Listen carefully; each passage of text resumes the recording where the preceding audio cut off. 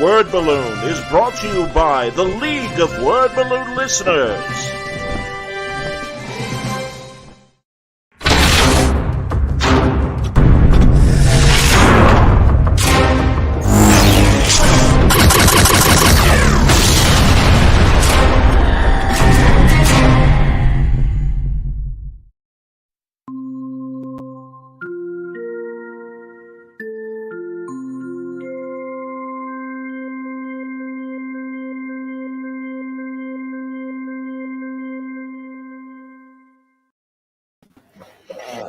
Welcome back, everybody. Time again for another Trek Watch. We'll also be talking about The Boys. We'll talk about the Orville, despite Franco's protests. But good to see everybody. John Suntress here, Franco's here, Mitch Halleck here. Wayne Mousseau joining us, everybody. Wayne!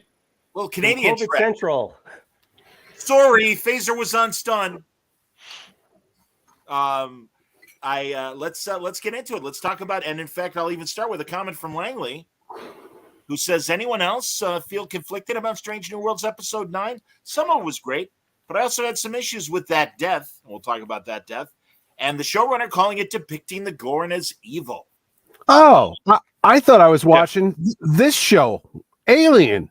I thought it was a low-rent version of Aliens. I love it. A little dash of Predator. Does it now? Isn't that the Predator that makes the clicking noise, or is it the Alien? Well, the infrared vision too. Yeah, the infrared vision, and then the way it was running was from Aliens 3 when they had the alien that was part dog and it would climb up on the wall. That was a total ripoff of Alien 3. I loved it. And Sam Kirk is Sam Rockwell. Game over, man. No, that's Hudson. That's Hudson from Aliens. Bill Paxton. Oh yeah. Excuse me. That's I meant Aliens. Excuse me, guys. I was thinking Aliens. Game over, man. Game over. I sent you guys the clip. Yeah. What happened there? Crap. I loved it. Listen, I thought it was a fun episode. I loved it. I don't like. Yeah. No. And absolutely, we'll get in. And I want everyone's thoughts, but I still object to them changing the Gorn this way. What I would have liked to see is a new race with everything they've done, as opposed to it being the Gorn. I don't know, but Franco, go for it. I loved it. That's it. Yeah. All right. Here. That's all I got. No, I have come to view these new Star Trek series as alternate universe versions, and I'm still loving Strange New Worlds. Yes, did they borrow some stuff from Alien? But I'm okay with that. Yeah, but why? Why did they have to do that? I understand, but given how much we've been beaten up in the past with other series, I'm gonna let this one slide. I'm gonna give them a gimme on this one. All right. So the flag is out. Yep. No. I would have let it go as a standalone adventure, space, because, they have an action-oriented Aliens ripoff, which is fine if they left it like that. But because of the ending, just like last week, it ruins the whole prior 45 minutes of that you just watched because of that ending. We can talk about it. We can spoil. I don't mind. Yeah. Well, no, I mean, Hammer. Is that how we say it? Hammer. Well, it doesn't matter what you call him now. Say Hammer now because we're not going to talk about him ever again. Why? He was the best new character on the whole show. They knew it. All the fans knew it. He was unique. Was he though? Yeah. Well, who? The security person that I always confuse with that other actress, and I'm like, what's Lon and Reyes? Mm-hmm. Yeah, the one who was obsessed with the Gorn. I was like, of all people, she should have been the Captain Ahab that was like, we got to go after him, we got to kill him, and all this stuff.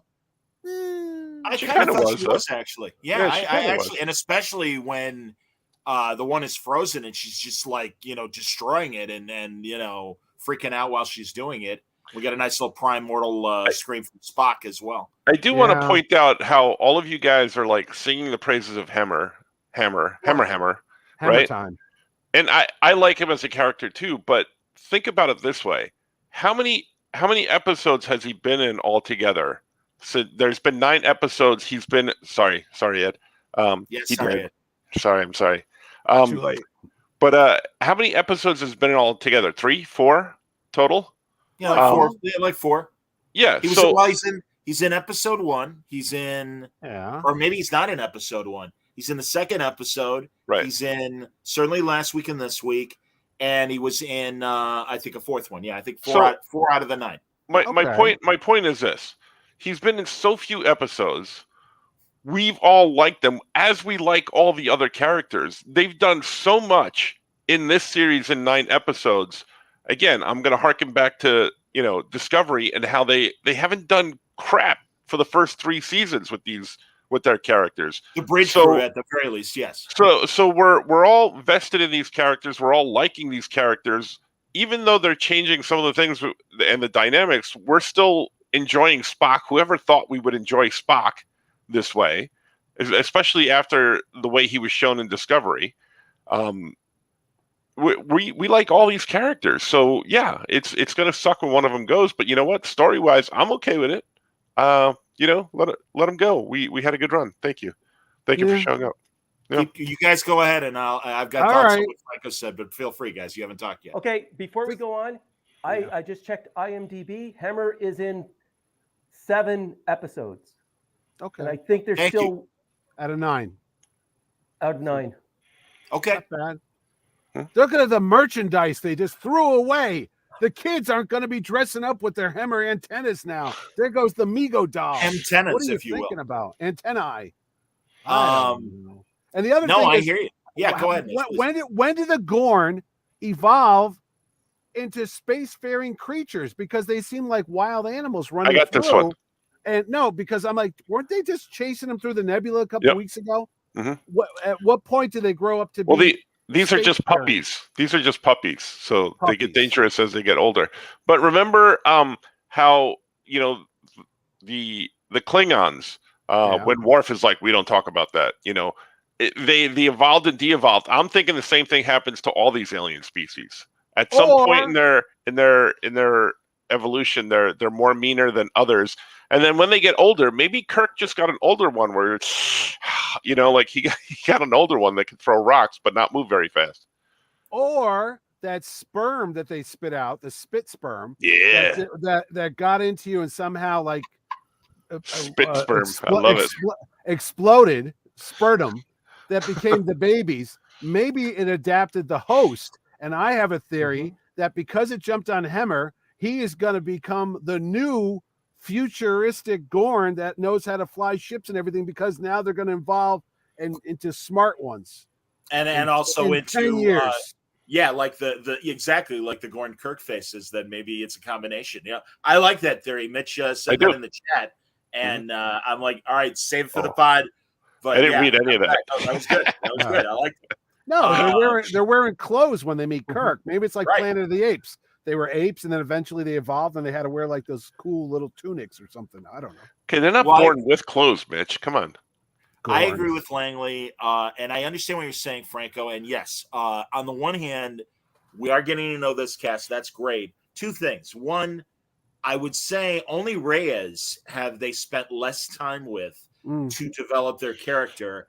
And this to me was, even though he managed to get through 7 out of 9 episodes, it reminds me of Discovery with Robot Girl, where and I mean he got a lot more than she did, at least in terms of finally they make an episode out of her. They kill her, and then in the next episode they spend 10 minutes on her funeral compared to the 3 minutes we get for Spock's funeral in Star Trek. They learned from their mistakes, Johnny. And I remember that day that Robot Girl and I were hand in hand on the beach. Tilly's saying that, and I'm like, that's great that you remember. We didn't see any of that. And while I wouldn't mind them killing a character in, say, the second season, when we get a chance to really know these people, I do think it was premature. And my last point regarding specifically Bruce Horrick and this character, we're really inclusive. We're killing the blind guy, and that makes no sense to me. They killed that makes no sense. That guy earlier. I told you that Lieutenant Chubby,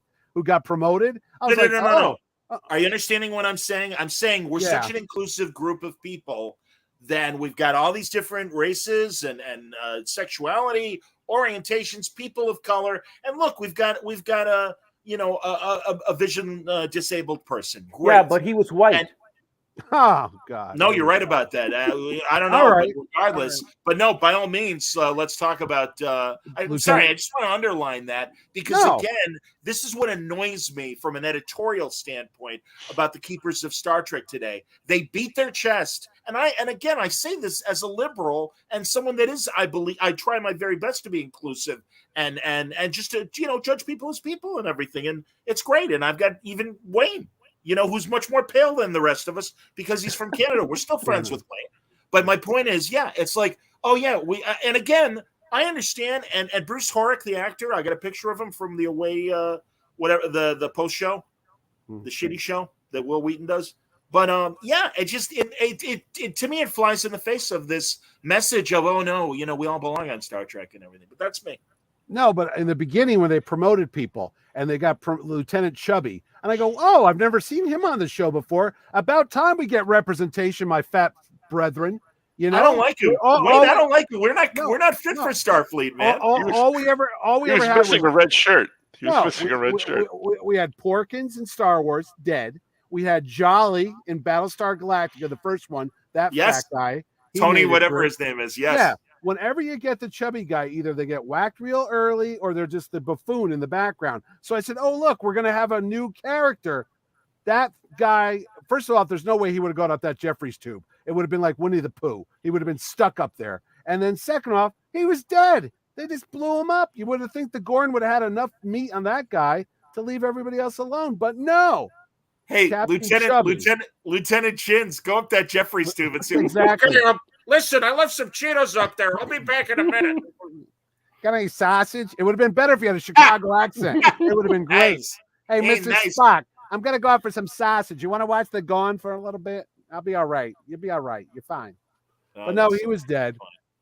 And he was a coward, too. He was kind of acting like a chicken shit. And I'm like, really? Where did they get these Starfleet people? Yeah, again, this is what drives me nuts about new Star Trek. It's like anybody could join. I know. It's like, as Artie Lang once said to a playmate who said, "Oh, I go to college," and she named some obscure college. And Artie said, "What did you need to get into that? A number 2 pencil? That seems like that's what you need for Starfleet."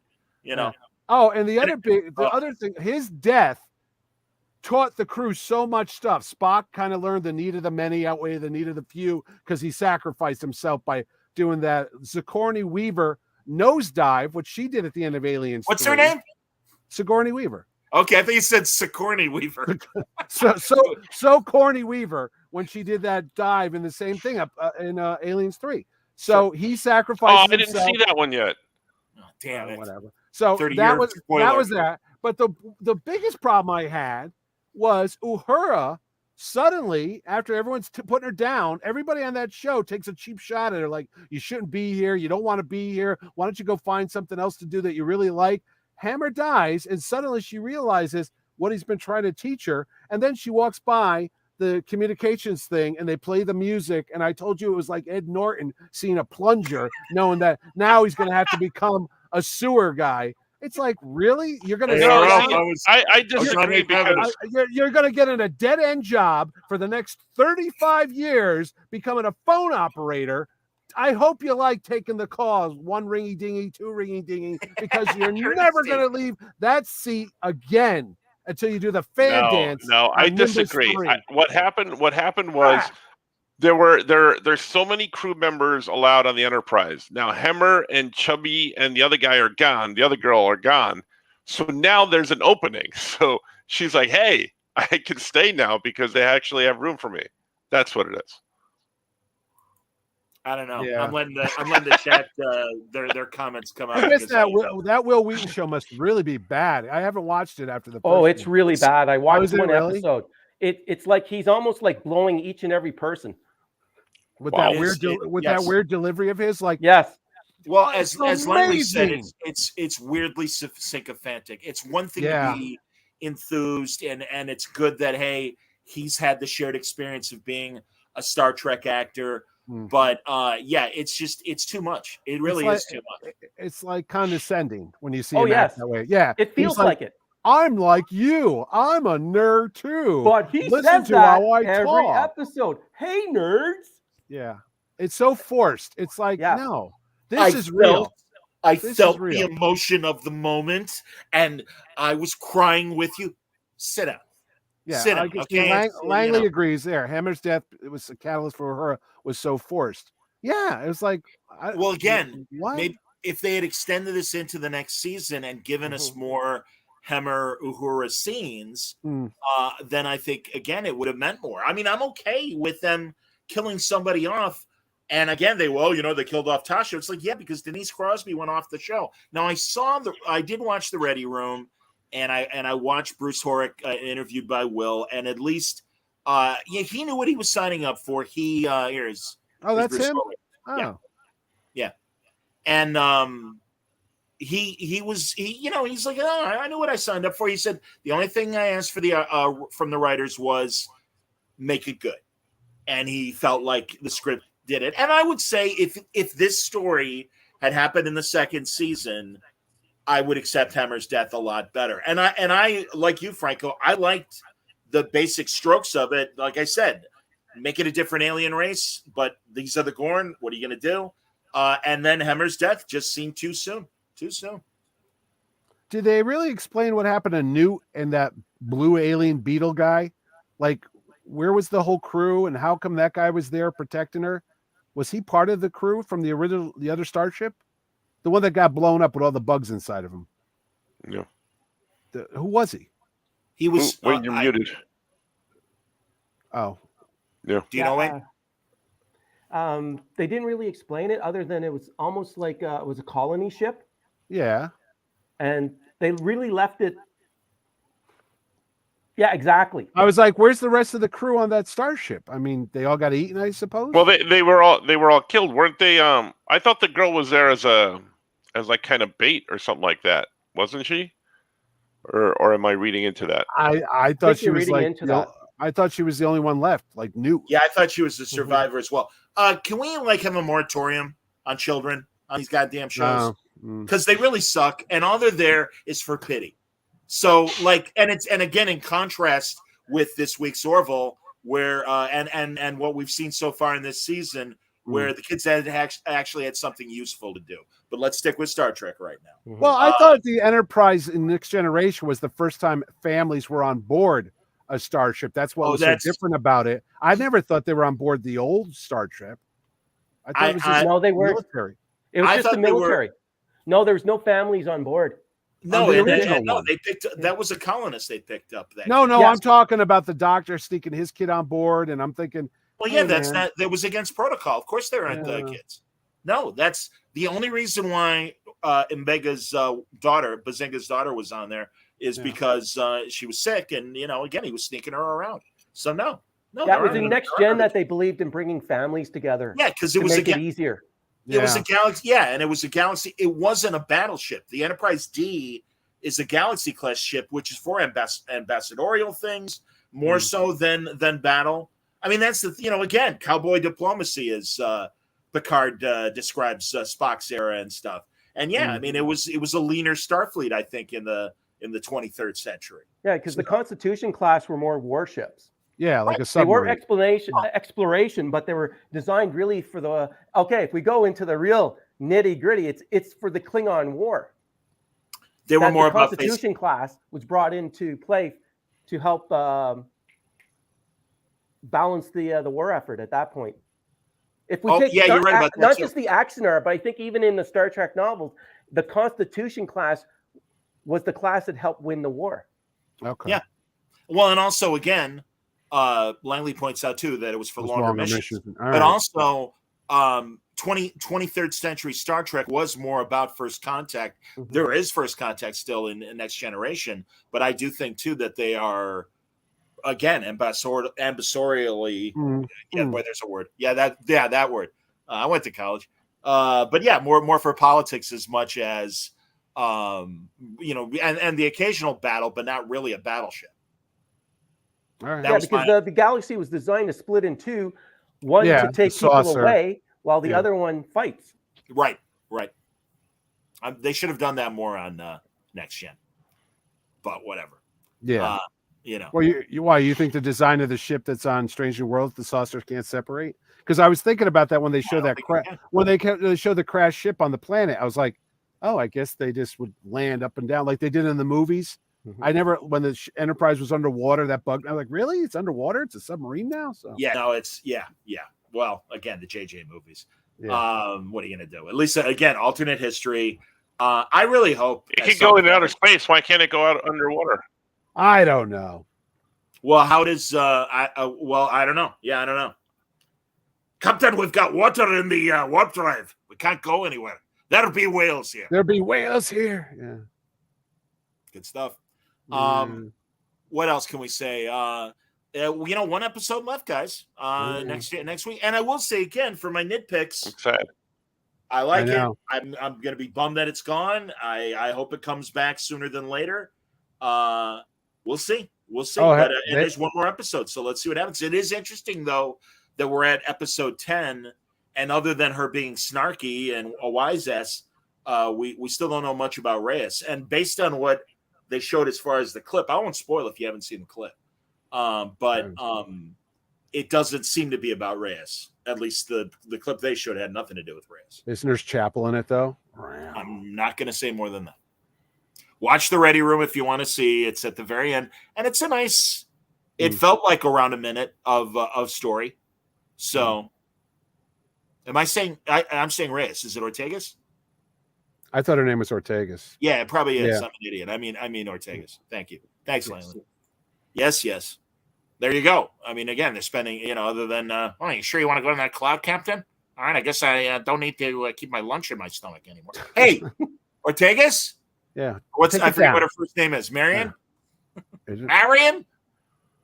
What's her name? Hi, Marion. I don't know. He calls her. He calls her by her first name all the time. All right, Peanut Gallery, tell me what her name is. Her first name. I don't know. What's the other woman's name? I can never remember her.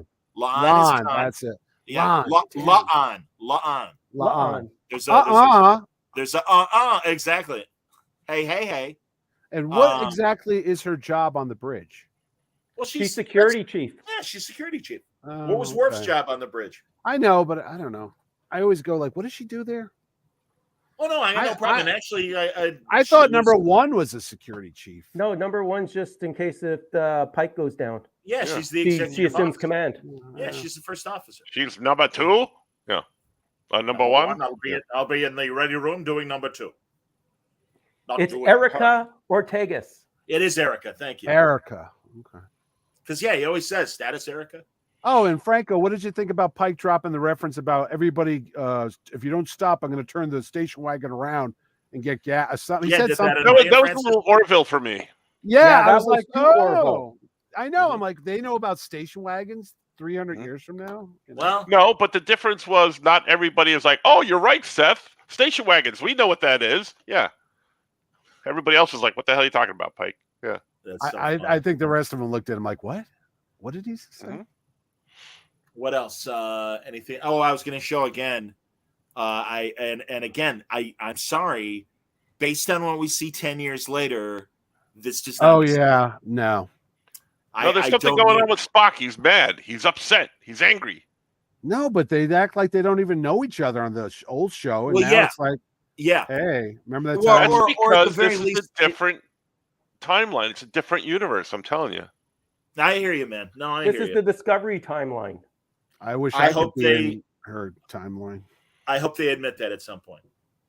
She's Australian. Did you know that? Well, I knew there was some. actress?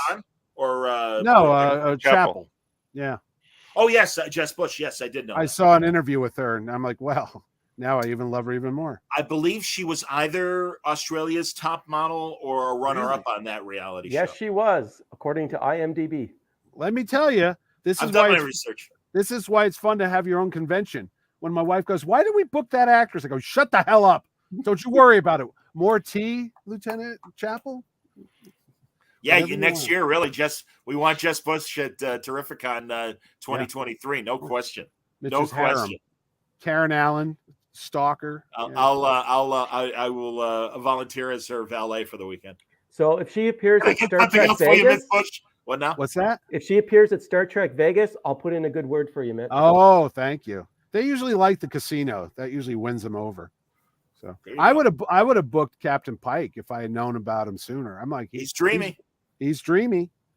with that And hair. by all accounts of people who've met him, he's super, super nice and awesome. What I'm hearing. Oh yes, he is. Yeah. I like to book the guests that people say are complete dicks. That's my favorite. That's why I'm going. Me too. Me too. Should we move on to Orville? Another kid show. I thought but again, I thought it was done quite well. I did too. I think even though they're dealing with alien metaphor, I thought they handled the social subject well. And again, God, Bortis breaking down and crying, that was fantastic. I'll tell you what, he's frustrated and talking to Kelly and everything. That was great. That show is, I know Franco doesn't like it, but that's neither here nor there. I tell you, it really gets you. Like, these are people you just met and you just complain about kid show.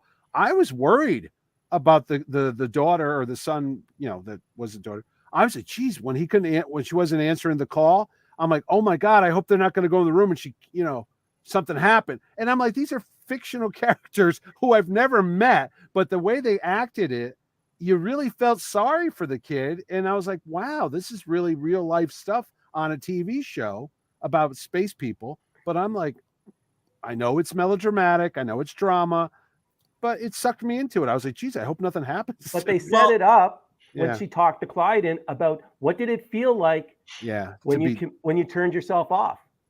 Not Clyden, you mean the robot. Isaac. Yeah, when she said when you were dead, that was like really and frightening. Yeah, all the actors are good on that. I mean, it's hard to be funny and dramatic. I think that's the problem they had, because they had that whole opening sequence about the whole Temple of Doom place they were finding, the Egyptian stuff, and they had some little jokes here and there about it, and I'm like, yeah, they're trying to be funny.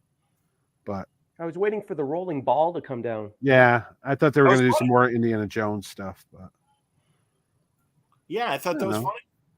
I don't envy the Orville, because I think everyone expects them to be funny, and they don't want to be laugh out loud funny, but they have to balance it out. I honestly think people that, and this isn't a knock on Franco, because again, he's watching it, but I think the people that truly love Orville have accepted its evolution into more action adventure and less humor, because again, I really think if you watch the second season, they lean into it. They're leaning into it even further, but I do think that it started last season, and I think it's working. Again, also where this episode works for me, and Strange New Worlds and other shows that have attempted to, and even the Picard's children stuff.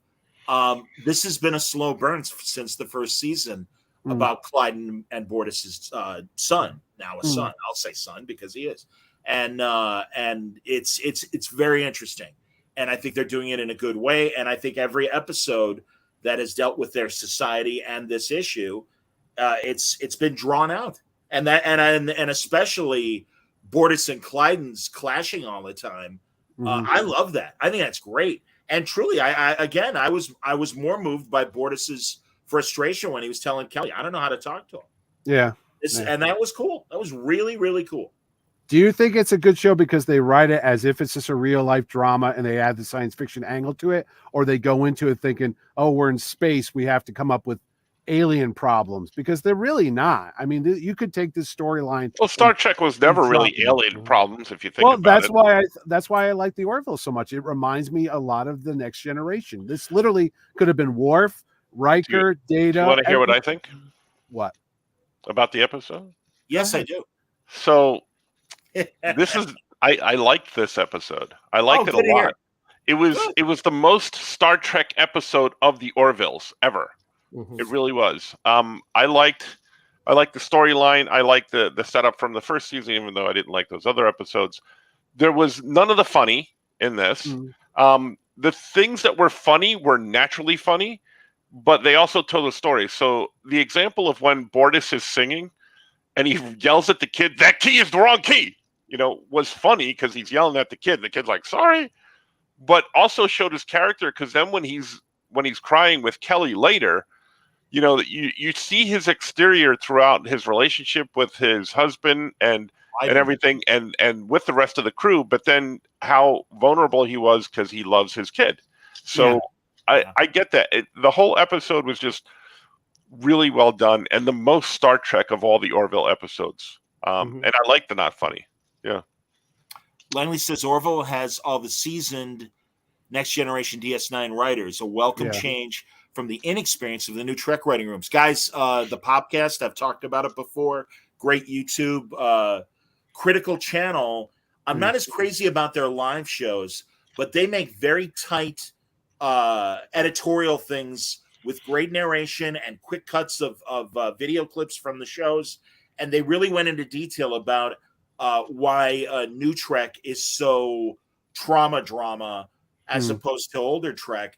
And the reason I find is to amplify what Langley is saying, they hire soap opera writers that don't know how to write science fiction. I would say, I would slightly disagree, Franco, and say, I think there are surface next generation stories that are science fiction stories. Relics, the Scotty episode, they find the Dyson sphere. That's the science fiction problem of the show. But really, it's about Scotty being revived and feeling out of place in the new century. And, how do we make a senior citizen feel more useful and stuff.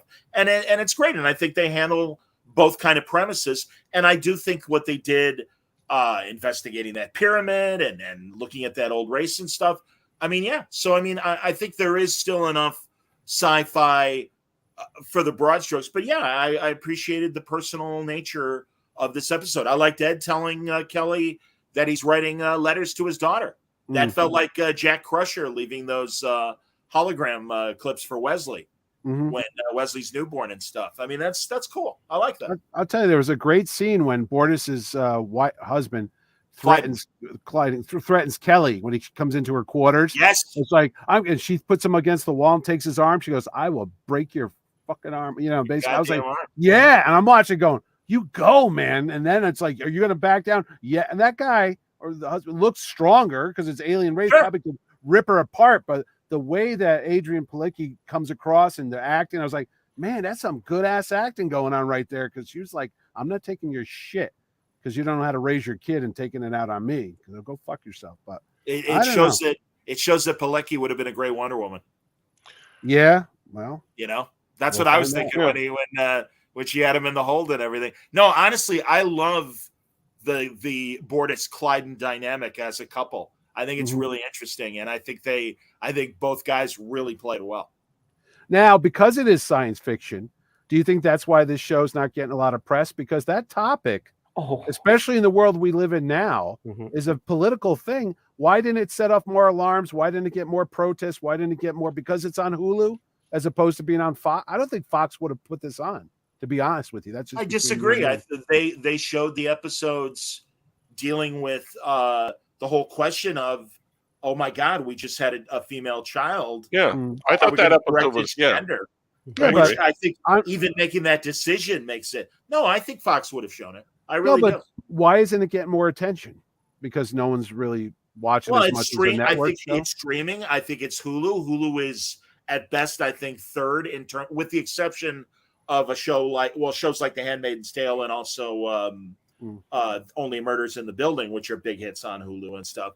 But also, yeah, I mean, again, is The Boys and their extreme stuff being vilified at all in any I'm not seeing anything other than on nerd sites, and I don't know what nerd sites were saying about this episode. Hell, I busted ass over the last 2 days to watch all three shows. I didn't have time other than I was curious with them killing Hemmer on Pike.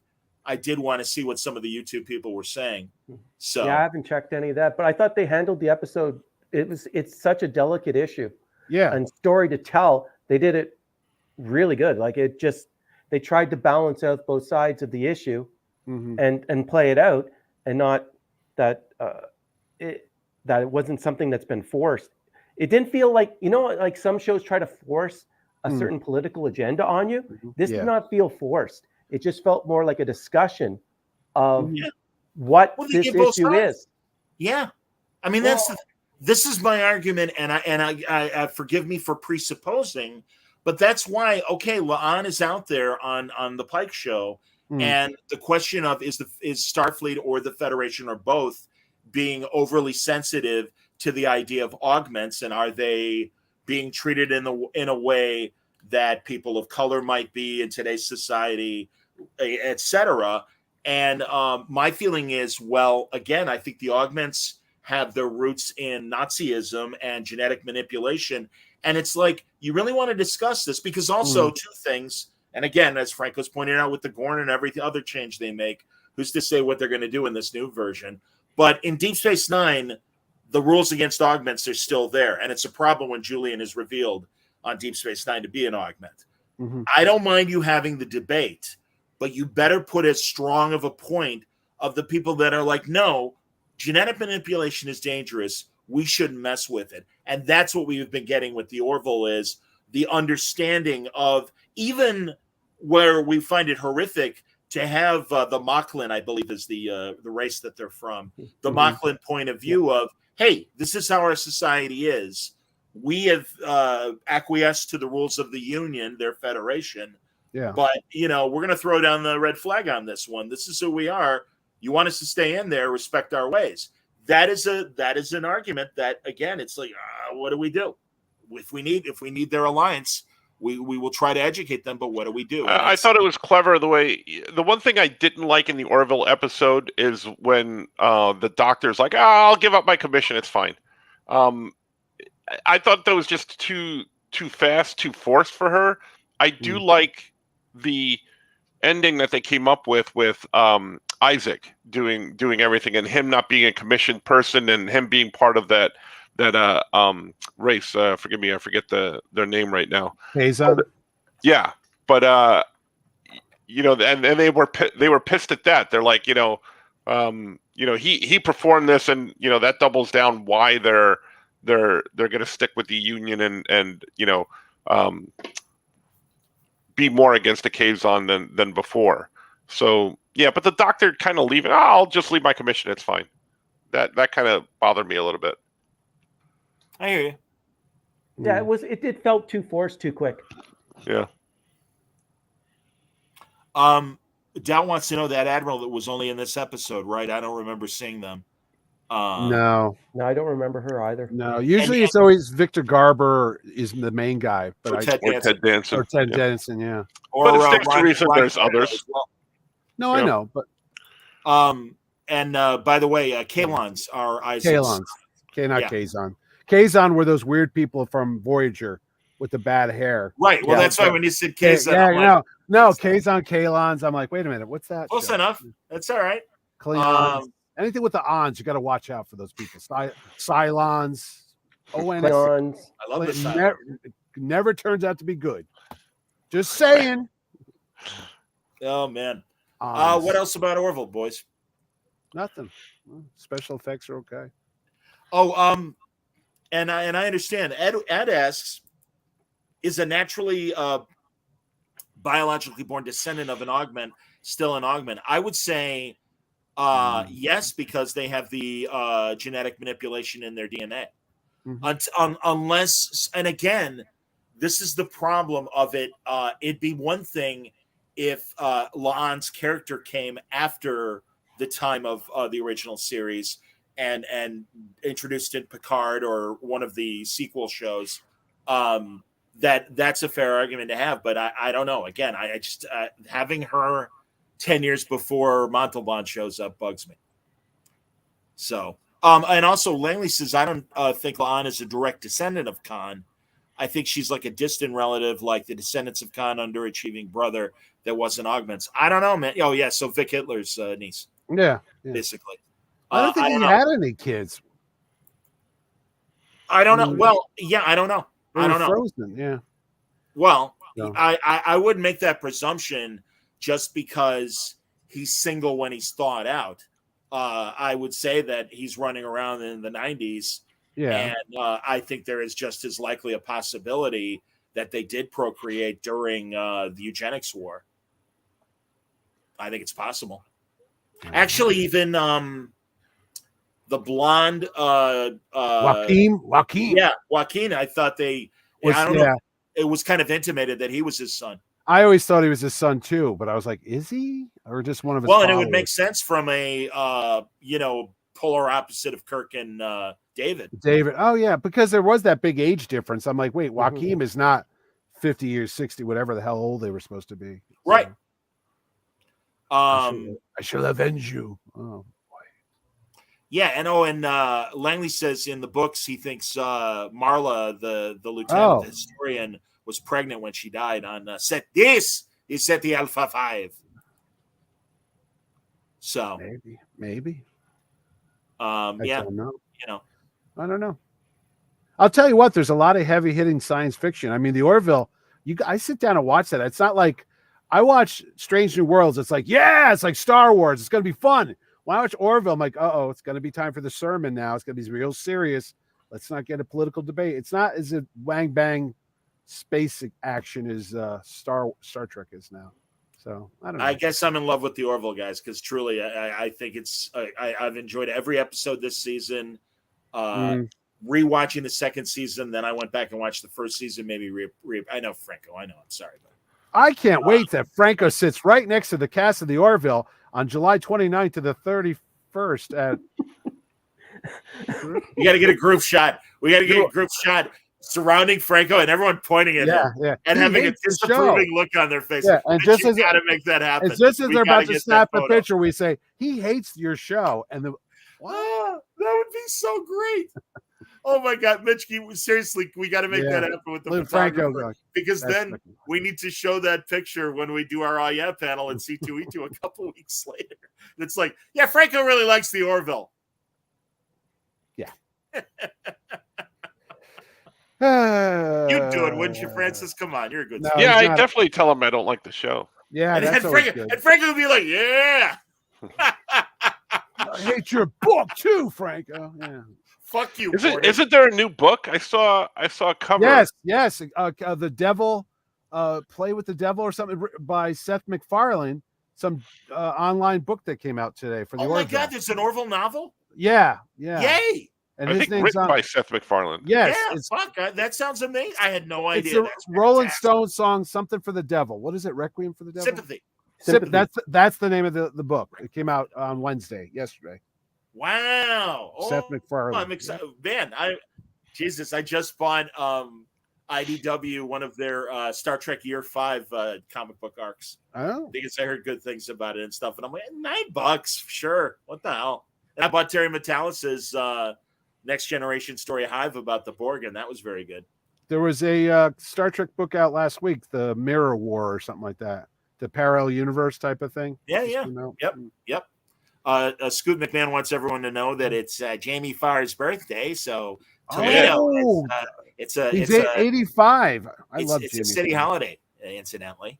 Toledo.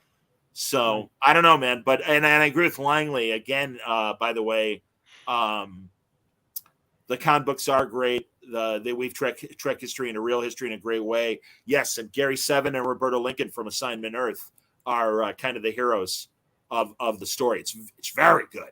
But Ed was asking regarding the Pike show about the ship, the Sombra class.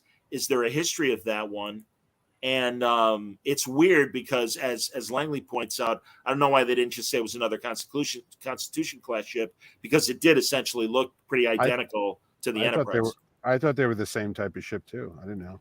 Well, and again, obviously, and it's just like as much as I dislike the storybook episode, good use for a bottle episode. Okay, fine, this is happening on another Starfleet ship, so they could use the sets and everything, which is good. That's smart. I have no problem with bottle ships or bottle stories if they're good, and especially I thought the basic story of them hunting the Gorn was good. Other than, again, I didn't like the kid, but whatever. Moving on to the boys. The boys, I watched it. Loved it. It continues to be amazing. Mm-hmm. The Deep is very bent. And I think that's very funny. Are you caught up, Mitch? I don't want to spoil it if you haven't caught up. No, go ahead, spoil it. I didn't get to see that one. I was watching the other stuff. I saw Star Trek, I saw Orville, I saw Ms. Marvel, and I started watching something else. I don't even remember. Before we get into the boys, World, Stranger Things, I was watching that. Before we get into that, I'm loving Ms. Marvel. I really do love that show so much. Every every episode has been really great. Just Cool. I didn't think it would be as good as it's being. It's one of the better Marvel shows. The like actress it really captures. Yes. It captures your attention, and you're rooting for her. Yeah, and the story really grabs you. yes, and she's a very, very captivating actress. I don't know who she's cute as a button. I think she's fantastic actress. And the story just it's been serving well. Mm-hmm. But now let's go the complete opposite and talk about the boys. I'm telling you, Soldier Boy is fantastically twisted. And you need more Astroglide. And the Deep is in fantastically twisted as well. And Stuart says I'm caught up on the boys. Really fantastic. I completely agree. Langley, by the way, says Ms. Marvel is my favorite MCU story right now. So yeah, and again, the boys flipping the script on Stormfront to a female character has some interesting implications for family relations.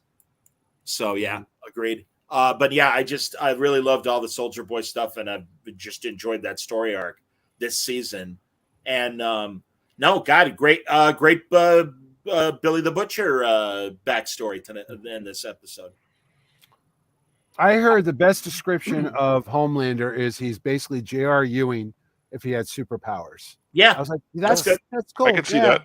Yeah. No, and Anthony Starr, I mean, he's another guy that I think is a fantastic actor. Don't know if he's getting all the credit because it's a superhero show, but dude, he's got that psychotic look on his face. Like they're walking down a hallway, somebody says the wrong thing to him, and you see this smile just disappear in the eyes and go, he's gonna kill that person.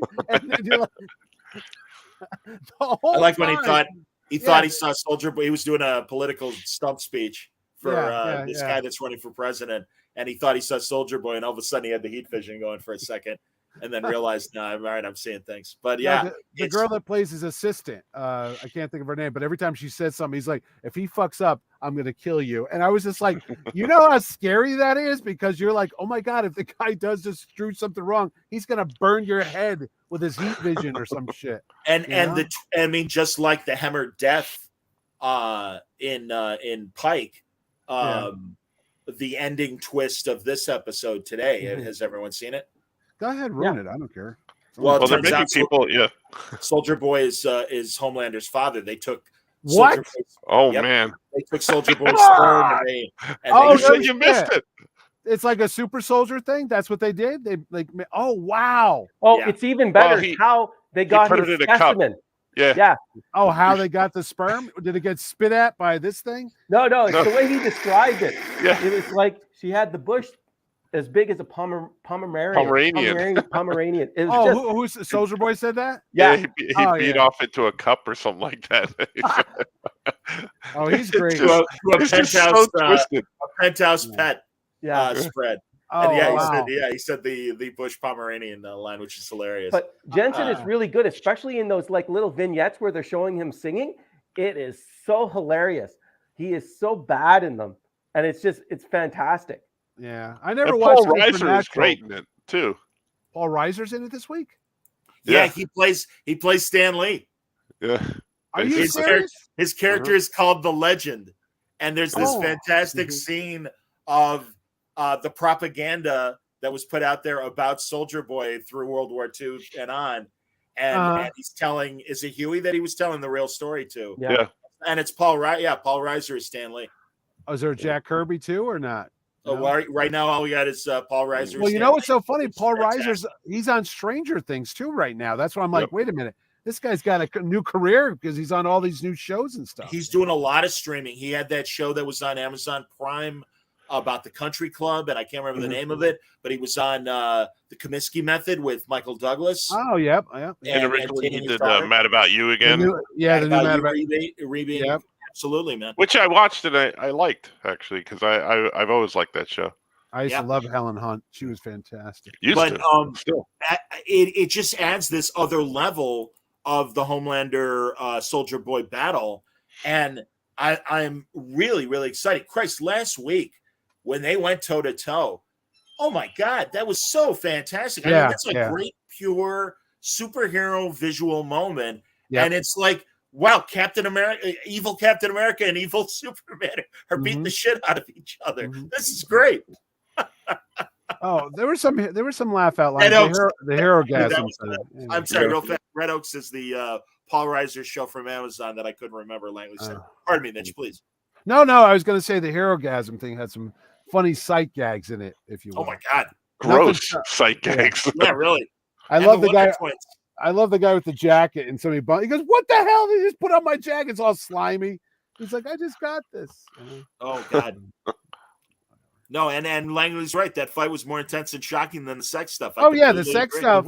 You can't top the first episode with the termite going in the guy's dick and exploded. I don't think there's going to be anything that tops that for a long time. So, hero gasm was not that. After that, you're like, okay. But also, again, and this is what I love about The Boys, the whole Kamiko story. My heart breaks for that kid. Oh my God, that poor woman. Jesus Christ. And when she's having that really intense conversation with Starlight and everything, and and she's not even speaking.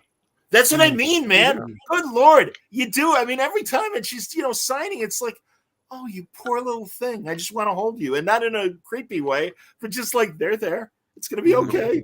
It's all right, Kamiko. I'm on your side. She really emotes without having to say any words. It really is not since Marley Matlin and Children of a Lesser God have we seen such emotion coming from a silent person. Thank you. Who is that? Howard Cosell? That was Harry. My Harry Carey story takes. All right. I was regular word balloon listeners. Harry Carey was calling a Cub game, and they always pan to the stands to see what celebrities are in the audience. And I was good friends with Arnie Harris, the old director. He's unfortunately no longer with us. Great guy, had great stories. And he said, he goes, they're talking in Harry's ear from the control room. And they're like, all right, Harry, we're gonna set up a shot of an actress, Marlene Matlin. She's deaf. And from Children of Lesser God. And, hey, look who's enjoying the ball game. Marlene Matlin, the actress. She's deaf, And then he just went about it. It's play by play. She's deaf. But she's batting 200 currently, but we still got her on the ball club. Anyway, here's Leon Durham. A lot of good TV all around. I know. Plus, I was watching Umbrella Academy, which is another show that came back, and it's like I want to catch up on that. I want to catch up on that as well when I come back. I agree with Stuart. The Black Noir story keeps getting more and more interesting on The Boys, and that cartoon thing was amazing. I haven't finished watching all the animated Boys episodes that are up there. I wonder if there's a noir episode or whatever. But yeah, I loved that. I thought that was fantastic and really creepy, and as Stuart said, out there, but really worked.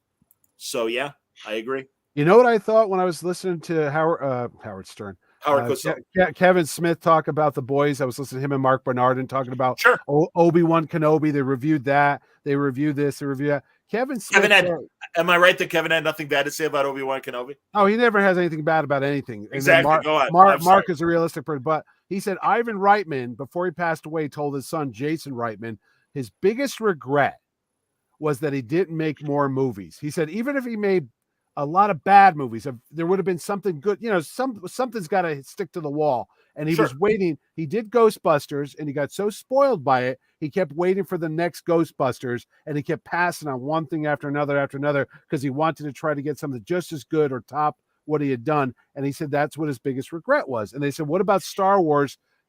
People were dumping on Obi-Wan. And then Kevin Smith said, if you grew up like I did, there was like 16, 19 years between Jedi and Phantom Menace. And then there was another big gap between that and the Force Awakens and stuff. And now it's on every week. He's like, we would have killed as a kid to have Star Wars on every week. And now you get it practically every week. Obi-Wan, Rebels, all these shows, Clone Wars, all that. And people are complaining. He goes, what is wrong with you? This is a golden age. You can never say this was ever going to be topped, where there's The Boys on one channel, Stranger Things on another, Marvel's on every other week. He's like, when is this going to end? He's like, I hope to God it doesn't come to an end.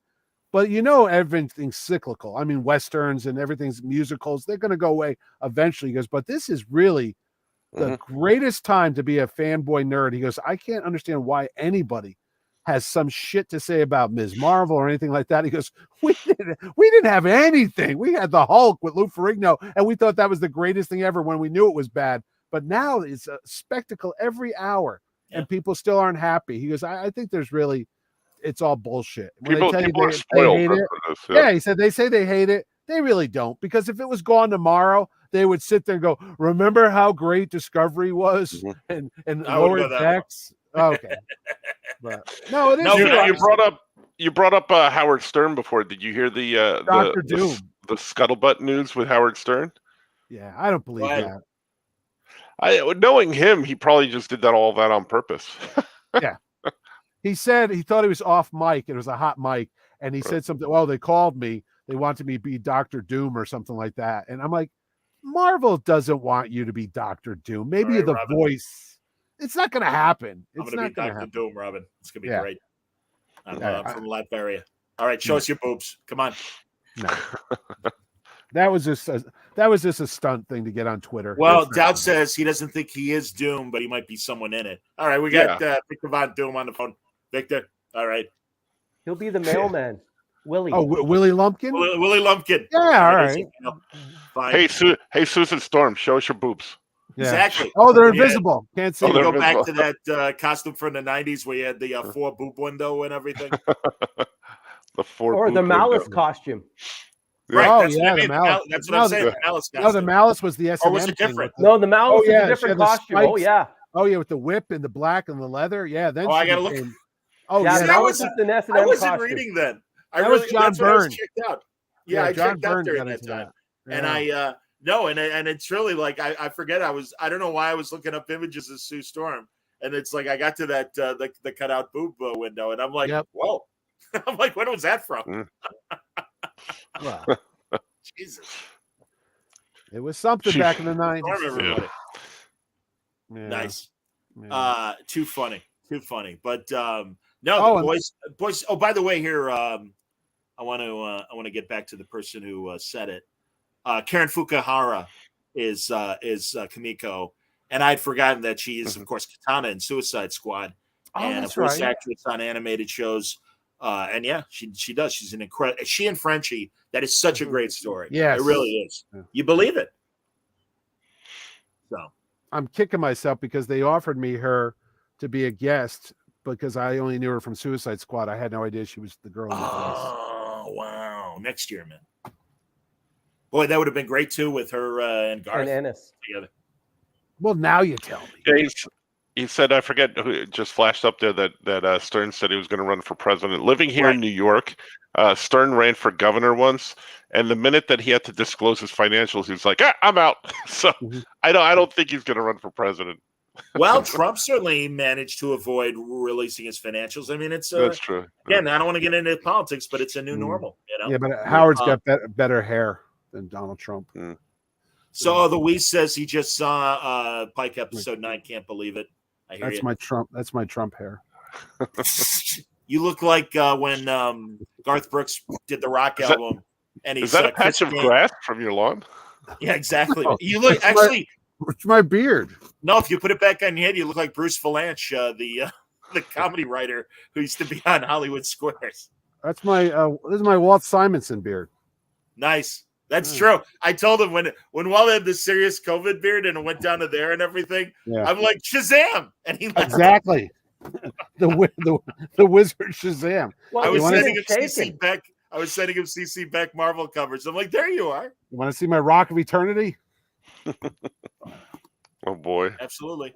That makes Weezy hey man. Well, Shazam didn't have a wife. That's too bad. That's my Weezy's a goddess anyway. What are you talking about? She doesn't need it. That's my Pharaoh look. Oh, it says Mitch's beard is ZZ Not.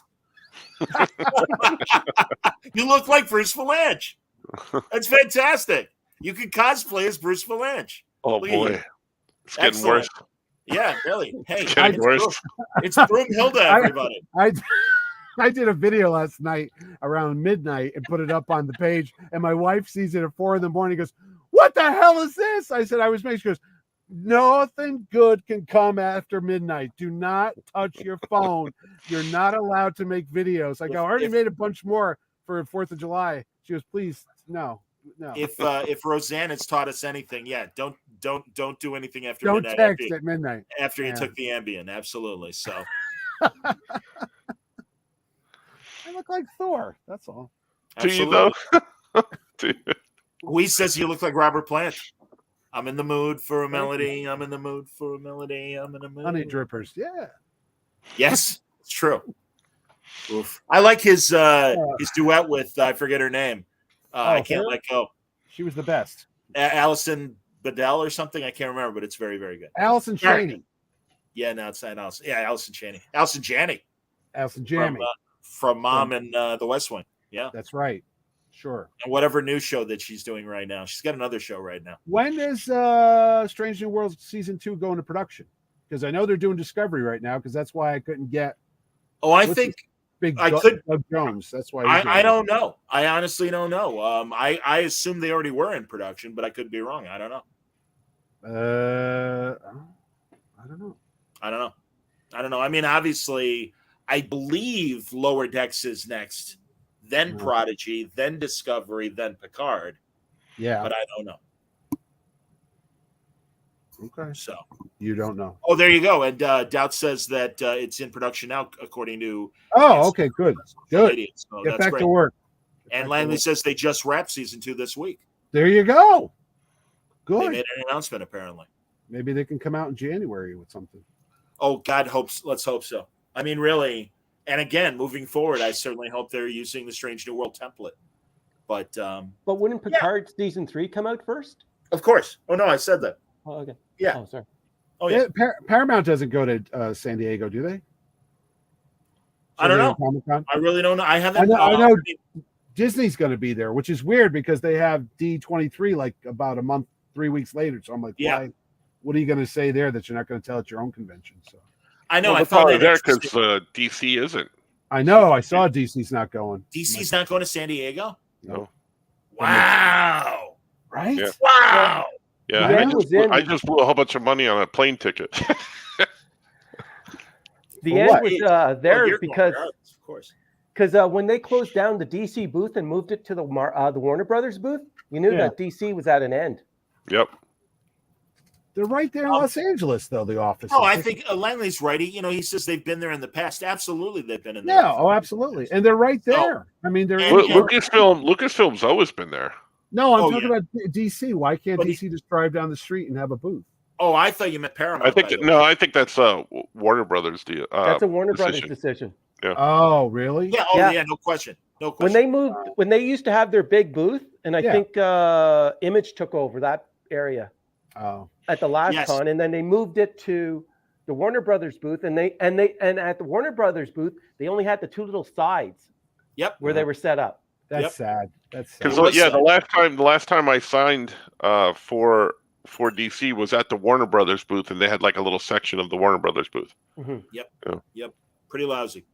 Who owns Discovery Channel? I'm sorry. Who owns Warner's now? Or Discovery. Discovery. Yeah.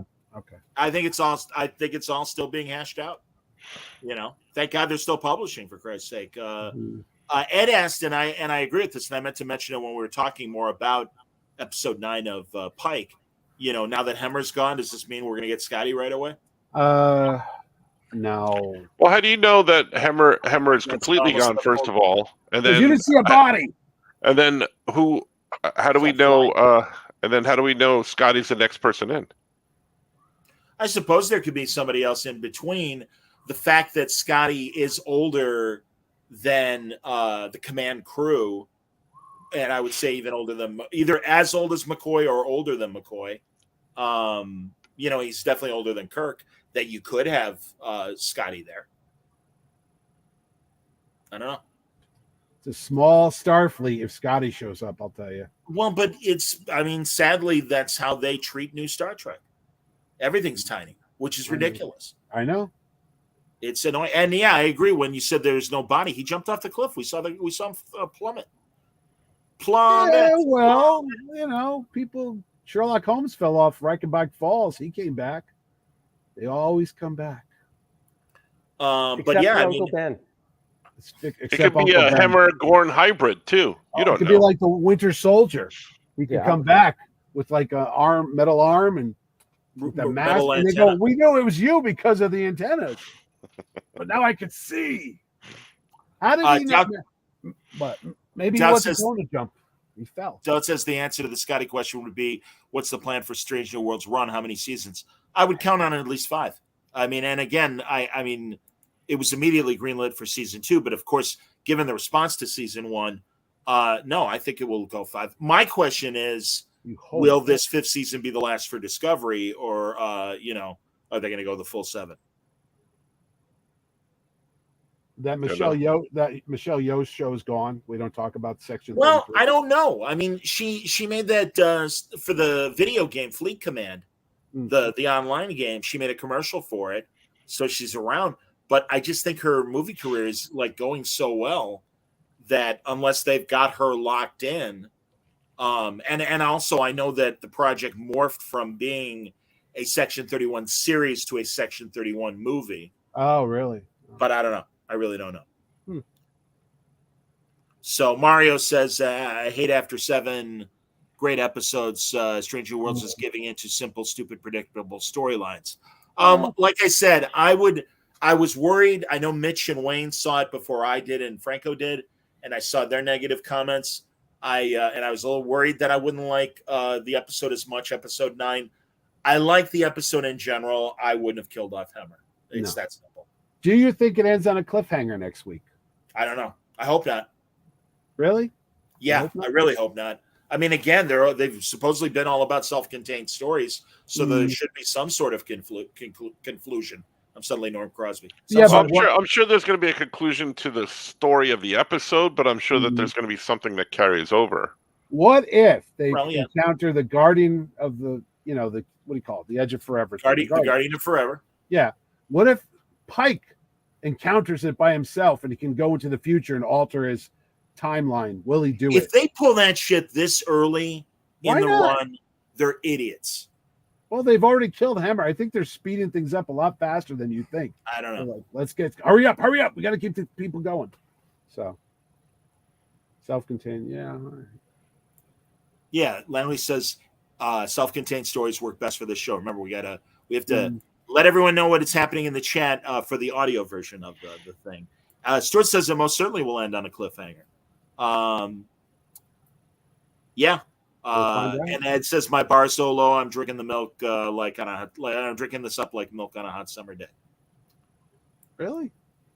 Yeah. Well, again, I like the Pike show. Thank God.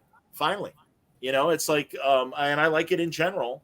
I've got my little continuity nitpicks, and again, wouldn't kill Hemmer, but other than that, I think it's a great show. Yeah. Overall, I think Strange New Worlds is the best of the Treks. When are they going to merchandise it? When can I get my Captain Pike action figure so I can play with his hair? Pretty I think that's a question for the licensees. Yeah. More so than the licensor. So that's a question I should bring up with Anton when I see him in Vegas. When's the action figure coming out? When's the action figure, and does it have posable hair? Does it have posable hair or different hair? You could swap it out, Or can you slip on like Captain Action a mask of wheelchair Pike? Oh, that would be a cool accessory. You just pop off the torso and you drop it into the chair. Into the chair, yeah. Removable heads. Pop it off. All right, gentlemen, there you go. I think we've beaten this dead horse as much as we can. One more episode of Strange New Worlds. I haven't heard any word in terms of specifically what's next or when, but I would imagine it's if it doesn't happen in July, that it would happen in August as far as the next Trek TV show. But we'll continue with the boys and the Orville. I'll catch up with Marvel. There was a passing in the Trek world this week. One of the production artists, can't think of his name right now. I just saw it come across the wire. He designed all the models and everything for Trek. Oh shit. Anyway, cool. Sorry. He's been with them for years, since the movies and the TV shows. He's a model maker. Dot says a Hot Toys Pike better have the heads and a wheelchair. I completely agree. Yeah. Yeah, and well, I haven't heard. Langley says that he heard that they handle. I am curious how they'll handle the Klingons on Picard season 3 after the terrible Discovery design. Well, Terry Matalas was asked on social media what is Worf going to look like. He's like, don't worry, it's going to look like Worf. That I hope means that they will stay consistent. Again, I can't emphasize enough how I think if you're worried about Picard season 3, listen to Terry Matalas on the Inglorious Treksperts podcast, because he really, I feel a lot better. And we all know how much of an asshole I am about hating new Star Trek, but I really do feel better in terms of he said all the right things. And I think if they let him do what he wants to do, it's going to be a good show. And I guess Rob saw Burnett kind of let it be known on social media that he got a hold of the scripts for season 3 for Picard, and he said he's excited. And Rob's even more negative than I am. So, is that possible? Believe it or not. Believe it or not.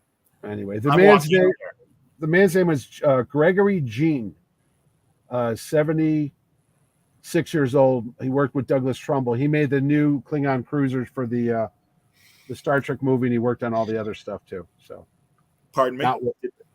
Here, I'll send you the thing up there.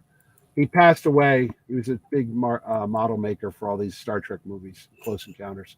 He built the mothership in Close Encounters and the rest of the stuff. So, no, I'm sorry to hear that, and I appreciate that being part of the show. That's good. Yeah. All right, everybody. Thanks a lot. Follow us when you see us, as we like to say. And we'll catch you next time on another Trek Watch. Be well, everybody. Take care.